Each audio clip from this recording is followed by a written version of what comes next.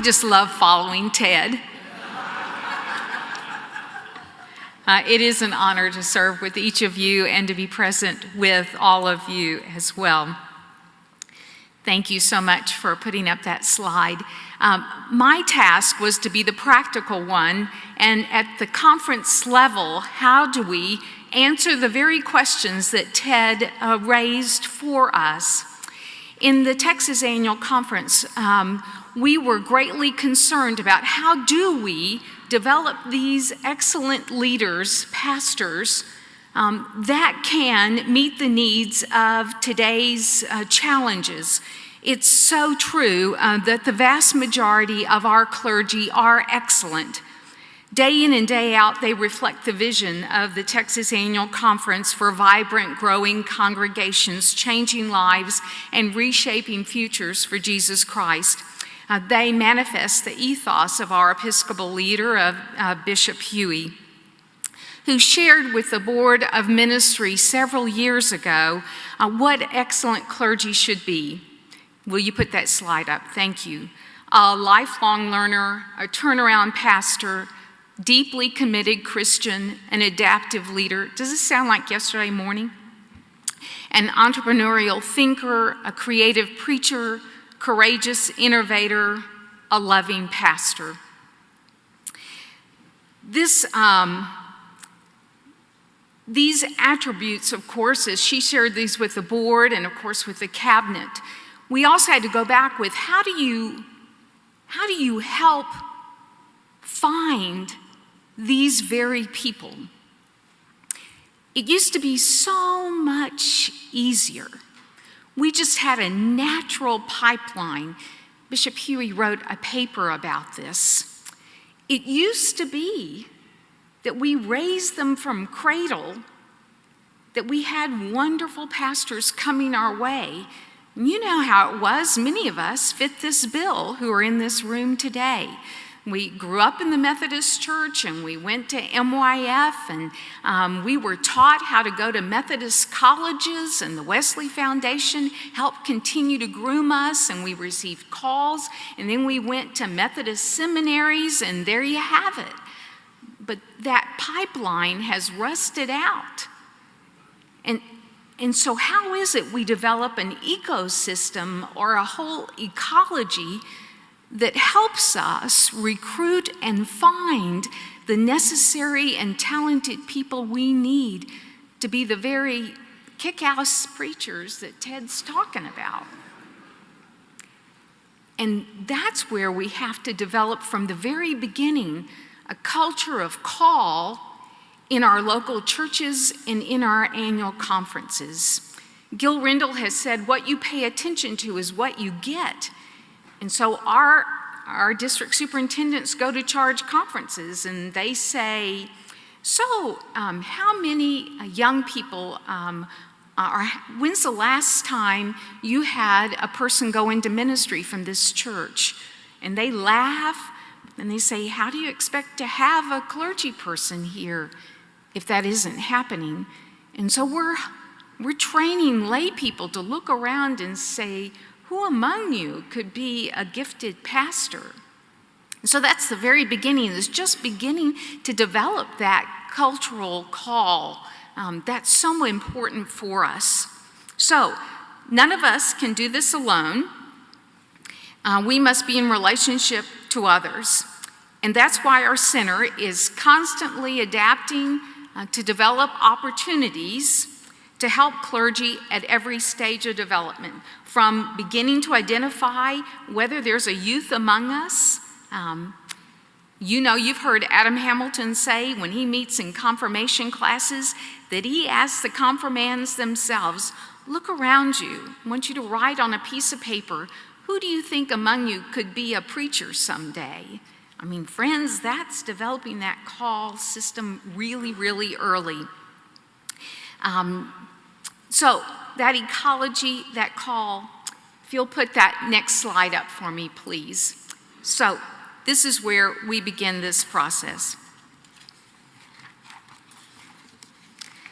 We try to recruit gifted, young, diverse clergy from within our annual conference in a variety of ways. And we start very young within our camping system. And also, we try to provide in-depth educational opportunities. The Texas Youth Academy is for high school juniors and seniors. It's 2 weeks summer. It's very heavy theology for them and missional opportunities. And to be honest with you, we patterned it after the Duke Youth Academy. You know, steal away. Take good ideas and steal. We're really good at that. The college pastoral internship builds upon that. When folks are in college, we help them identify, they can work with pastors during the summer. We pay them a stipend so they can further develop and discern, am I called to ministry, or is there a different kind of lay ministry they want to be involved in? That's a great way for them to do it too. As you know, debt is really an important it's very confining for our young clergy. We try to help them out with the Ambassador's Grant. As you know, many of you do the same thing. We try to take care of those that we identify are in seminary. We make sure we do seminary visits. We stay in touch with them. We make sure there are people at seminary that draw our folks together, take care and nurture those that we have. Those are called junior ambassadors. Camp chaplains, or when we have kids off at camp, we make sure there are people there that if they've identified that they think they may have a call to ministry, we make sure that we stay in touch with them. All of that going back to that whole cultural call in our ecosystem. The Candidacy Summit, many of you are now doing that. We try to have a consistent voice. We try to make that a very good experience where they're in with their mentors. They develop a strong connection with those mentors at this Candidacy Summit. They hear the same words. We think that's really important, and it's a high value for us. Also, as we continue for college students, exploration events, of course, that you know about, and the collaboration with colleges and campus ministries. I've talked to you also about seminary. Next slide, please. We sustain opportunities for clergy to grow personally, professionally, spiritually. We try to think about that as we take care of clergy from the time of high school all the way to the grave. We do give grave markers, you know. We try to think about in terms of a plate. And just like there's a food pyramid, or used to be for healthy eating, we also try to encourage clergy to think about that in terms of a plate with the KSAPs. And that we have a tendency to choose continuing education events for ourselves that just feed the stuff that we like. So, we love to preach, so we just keep going back and taking more preaching classes. But are we thinking about not only skills that we already know, but are we pulling for spiritual formation and also personal characteristics that we need to build on too? So if we look at that plate of a well-fed person, what is it that we can do also to feed our spirits and also skill sets? What happens there? So we liked what we were hearing with the assessment yesterday to help clergy better understand what is it I need to draw from this year to help me stay well-rounded, well-focused, well-trained, to help our continuing effort to be lifelong learners. And so here are some of the things we do. The gathering is for all clergy. We have a wonderful bishop that attends the gathering, serves communion, is available to us, has a session with us. That goes a long way. This is an educational event as well as opportunity to play together as colleagues, and that's a great thing. We offer sabbaticals out of the Center for Clergy Excellence. We provide intentional interims to come into the church to do that. The conference pays for those interims so that the clergy can go off on sabbaticals. We think that's really crucial in order to maintain good health and lifelong learning. Advancing pastoral leadership is for young clergy. It's a wonderful way for them to grow. This helps us since we've lost that stair step where we learn that way. How do we intentionally learn and gain wisdom? The Advanced Pastoral Leadership Program is what helps us be able to do that. Refresh is a wonderful wing we stole from the North Texas Conference. It is designed to really refresh persons at 5-year intervals in continual ministry. And it's a 9-month program that allows them, all of us, to re-examine our call to ministry and what does it look like in the next 5 years.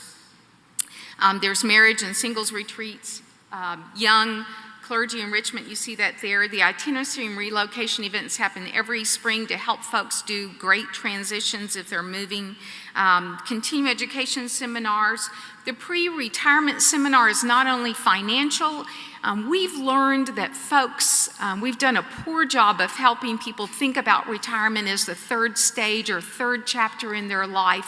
And so oftentimes people are not prepared well to enjoy retirement and to see that as an opportunity to continue to grow closer to God. And we try desperately to help them be able to do that. Also, the clergy peer groups, young clergy events, equipping folks always around elders retreat, deacons retreat, the fellowship, of course, of local pastors. We had a pastoral leadership project that was for those who were older because, of course, the occasional comment that you do a lot of stuff for younger clergy, what about us? That was a total failure.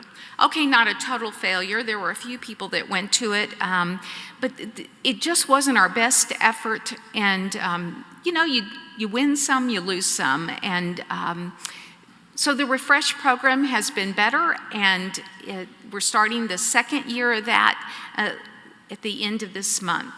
So live and learn. And I should tell you, now that I see my notes, Refresh is recognize, reflection, resourcing, rejoicing, so that we grow as leaders. We provide resources for clergy accountability. If you'll go back to that slide, please.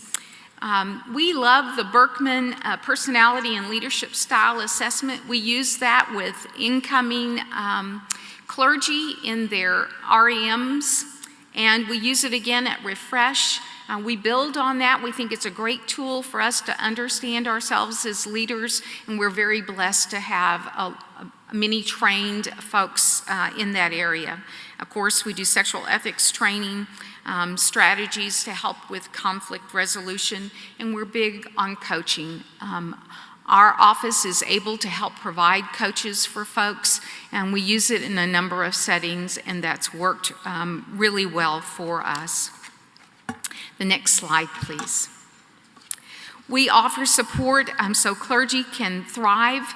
We're grateful for a comment someone made about health and wellness. This is huge for us. We have a day of wellness. You can lower your insurance cost in our annual conference if you participate in that. The majority of our clergy have. We have a walking program. It's a direct way to be able to earn rewards. If you maintain a wonderful BMI, we'll pay you for that. If you lose weight, we'll pay you for that. We think it's that important for us to stay healthy and whole. You can see the other items there. I have some copies of our Ecology of Call I'm happy to share. We do believe that it's critically important that as we recruit new clergy, that it's also critical that we support and love the clergy we have. They're our greatest resource, and it's my honor to serve them.